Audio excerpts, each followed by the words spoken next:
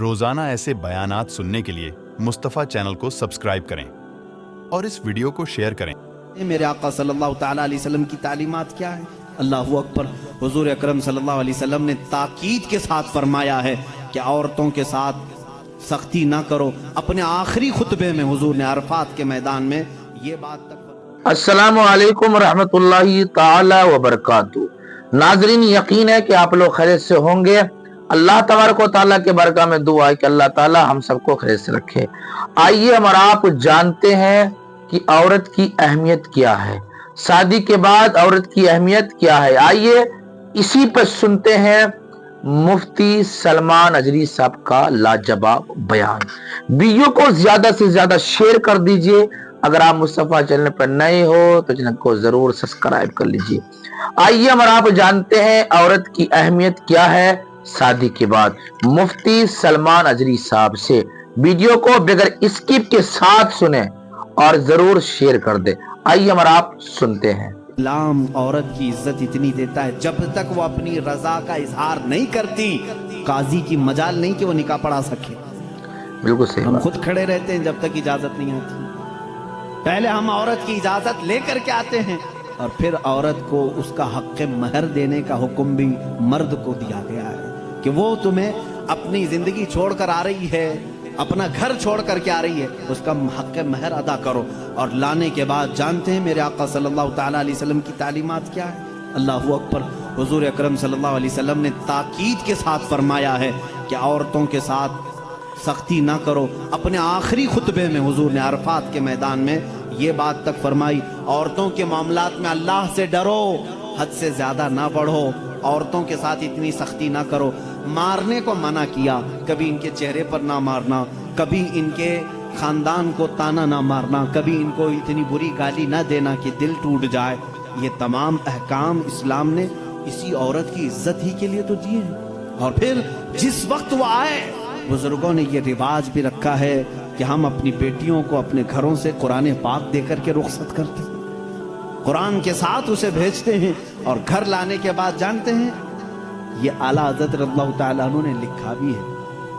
اعلیٰ حضرت فرماتے ہیں جب نئی دلہن گھر میں آئے تو اس کے پیروں کا دھون جو ہے وہ اگر گھر کے چاروں کونوں میں ڈالو تو برکت آئے۔ وہ آ رہی ہے اپنا رزق لے کر کے آ رہی ہے، اپنا رزق لے کر کے آ رہی ہے، یہاں تک ہمارے لیے کہا گیا۔ بلکہ دولہے کو یہ بھی کہا گیا، اسی یہ بیان میں ساری باتیں نوجوانوں کو سمجھ میں بھی آ جائیں گی۔ نکاح کی پہلی رات اسے کہا گیا کہ تو اپنے گھر لایا ہے دلہن کو تو سب سے پہلے اس کے ہی دوپٹے کو تو مصلی بنا اور اس پر سجدہ کر۔ یہ حکم ہے۔ عورت کی عزت نہ ہوتی تو ہم مصلی بناتے اس کے دوپٹے کو؟ پہلی رات کہا گیا ہے۔ یہ اور بات ہے کہ معلومات نہیں ہے نوجوانوں کو کہ شادی کے بعد پہلی رات، یہ بھی سیکھنے کی ضرورت ہے۔ علماء سے یہ تمام چیزیں پوچھ لینا چاہیے جس کی شادی ہو رہی ہے۔ دلہن آ رہی ہے تو ہم اس کی عزت ہی کے لیے تو یہ تمام کام کر رہے ہیں۔ اور اس کے بعد حکم یہ دیا گیا کہ سب سے پہلے اس کے ساتھ بات چیت کی شروعات کرنے سے پہلے اس کی پیشانی پر ہاتھ رکھ کر اللہ کی بارگاہ میں یہ کہو، اے اللہ، اس کے اندر جتنی تو نے اچھائیاں رکھی ہیں وہ سب اچھائیاں مجھے عطا کر دے، اور جتنی اس کے اندر برائیاں ہیں ان تمام برائیوں سے مجھے تو بچا دے۔ یہاں سے تو شروعات کر۔ ظاہر سی بات ہے، میں نے اس وقت محسوس کیا، چند دنوں پہلے ایک نوجوان کو تلقین کر رہے تھے، پیشانی پر جہاں بال اگتے ہیں وہاں ہاتھ رکھ کر کے دعا کرنا۔ تو اس نے پوچھا کہ حضرت دعا تو ایسے ہی کر سکتے ہیں، پیشانی پر کیا؟ میں بھی چونک گیا۔ اس کو میں بتاؤں، میرے ایک استاد سے میں نے پوچھا کیا ایسا ہے کہ اپنی دلہن کی پیشانی پر ہاتھ رکھ کر کے اس طرح دعا کرنا چاہیے؟ انہوں نے کہا ہاں ہے۔ دعا تو کیسے بھی کریں، ہاتھ نہ رکھیں اور ہاتھ چھوڑیں، ہاتھ اٹھائیں، سب دعا اللہ سنتا ہے، لیکن اس لیے پیشانی پر رکھ کر کے دعا کرنے کے لیے کہا گیا کہ وہ آج اپنے والدین کو چھوڑ کر کے آئی ہے، اس کے وسیلے سے اللہ جلدی دعا قبول کرے۔ اس کا دل مغموم ہے، وہ غمگین ہے، اور غم زدہ لوگوں کے ساتھ میرا مولا، وہ اپنے والدین کو چھوڑ کر کے تیرے گھر آئی ہے، وہ مغموم ہے، بہت غم زدہ ہے آج۔ اس کی پیشانی پر ہاتھ رکھ کر کے دعا کرو. میرا اسی دن یہ ذہن سمجھ گیا کہ اسلام میں عورت کو وہ مقام دیا ہے, وہ عزت دی ہے. ہم نے اس کو اپنے جسموں کو سکون پہنچانے والا آلہ نہیں سمجھا, مشین نہیں سمجھا, بلکہ حقیقی مسلم وہ ہے جو اپنی عورت کی عزت بھی کرے, احترام بھی کرے. اللہ کے رسول صلی اللہ تعالی علیہ وسلم نے جو فرامین دیے ہیں عزیزان گرامی وقار, یہ نکاح کے اس سسٹم کو بھی میں آپ کو بتاؤں. کچھ تو وہ ہیں جو یہ اسلام کے خلاف بھونک رہے ہیں کہ عورتوں کے اوپر زور زبردستی ہوتی ہے اسلام میں, اور دوسروں کی کیا بات کروں, ہمارے ہندوستان پر بیٹھا ہوا میں کیا بتاؤں, یہ بھی بڑی عورتوں کی ہاں پیڑت مہیلائیں ہیں, مسلم پیڑت مہیلائیں ہیں جو خود بیوی کو چھوڑ بیٹھا ہے. ساری مسلم عورتیں پیڑت ہیں.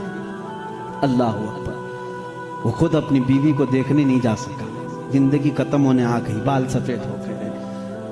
پیڑت مہیلائیں ہیں مسلمان. ہاں اگر اے مسلمانوں کوئی بھی ہم میں سے عورت پر زور زبردستی کرتا ہے, یاد رکھو میں تمہیں بتاؤں کہ قرآن کی قیامت کے دن اللہ جانوروں پر بھی اٹھائے ہوئے ہاتھ کا فیصلہ لے گا, تو عورت کی بات تو دور کی ہے.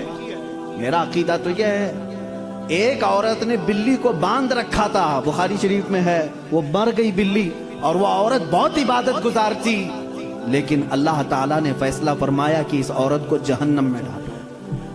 میری ایک مخلوق کو باندھ کر رکھی اس نے اور وہ مر گئی.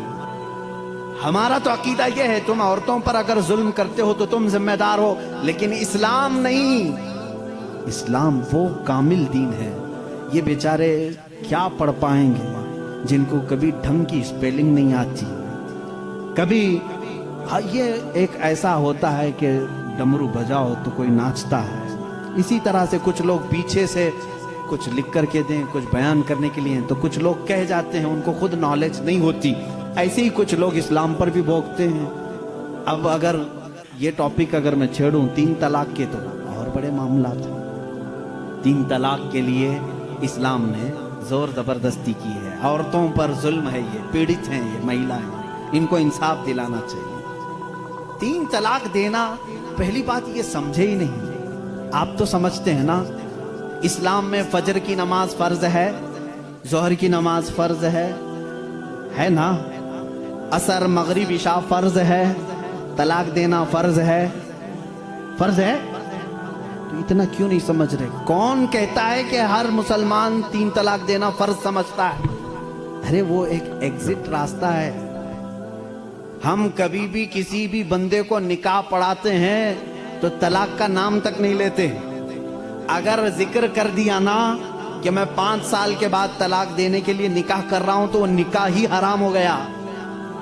بلکہ میں کہتا ہوں اگر تم نے نکاح میں یہ کہہ دیا 80 سال کے بعد میں چھوڑ دوں گا, یا 80 سال کا یہ کانٹریکٹ ہے میرا, تو نکاح نہیں ہے وہ نکاح نہیں, اس کو متاع کہتے ہیں. ہم نکاح میں کبھی وقت متعین نہیں کر سکتے, بلکہ ہم تو لائف ٹائم کے لیے نکاح کر رہے ہوتے ہیں, لائف ٹائم کے لیے. لیکن انسانی زندگی میں کئی معاملات ایسے آتے ہیں کہ مزاج نہیں جم سکتا. ضروری نہیں ہے کہ ہر آدمی کا مزاج دوسرے سے جم جائے. کبھی ایسا ہو گیا تو اس کے لیے آپشن رکھنا چاہیے کہ نہیں رکھنا چاہیے؟ اس کے لیے آپشن رکھنا چاہیے کہ نہیں رکھنا چاہیے؟ ارے میاں تم کسی کو گاڑی میں بٹھا کر کے بھیج رہے ہو اور اس سے یہ کہو کہ چلنا ہی ہے, اگر وہ پوچھ لے گاڑی کے پہیے دونوں پنچر ہو گئے تو کیا کروں, کہا پھر بھی چلنا ہی ہے. یہ ظلم ہے, یہ زیادتی ہے. اس سے یہ کہنا چاہیے کہ اگر گاڑی کے پہیے پنچر ہو گئے, ٹائر پنچر ہو گئے, تو قریب میں گیریج ہے, کھول کر کے بدلوا لو. معقول بات ہے کہ نہیں؟ اگر بیچ راستے میں نہیں تم پابندی لگا دے, نہیں ٹائر نہیں بدلنا, پنچر ہوئی اسی سے چلنا, یہ زیادتی ہے کہ نہیں؟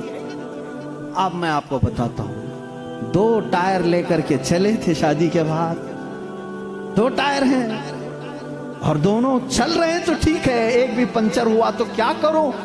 یہ کہتے نہیں پنچر ٹائر کے ساتھ ہی چلو. ارے بھائی کہیں اور گاڑی گڑے میں گر جائے گی. حکم یہ ہونا چاہیے کہ اگر پنچر ہو گیا تو ٹائر چینج کر سکتے ہو, تمہارے لیے آپشن ہونا چاہیے. بس اسلام کا تقاضا صرف اتنا ہی ہے کہ اگر کسی کی زندگی میں انبن ہو گئی، نہیں بن پائی، تو اس کے لیے ایک آپشن ہے کہ عورت کو، وہ بھی ایک ساتھ 3 طلاق نہیں، اس کو حرام قرار دیا گیا ہے شریعت میں۔ ایک وقت میں 3 طلاق دے دینا حرام ہے۔ میں اس کا ببانگ دہل آج اعلان کرتا ہوں، اگر کوئی ایک ہی ساتھ اپنی عورت کو طلاق طلاق طلاق اس طرح 3 بار کہہ دیتا ہے تو اس نے حرام کام کیا، گناہ کیا، ناجائز کام کیا ہے۔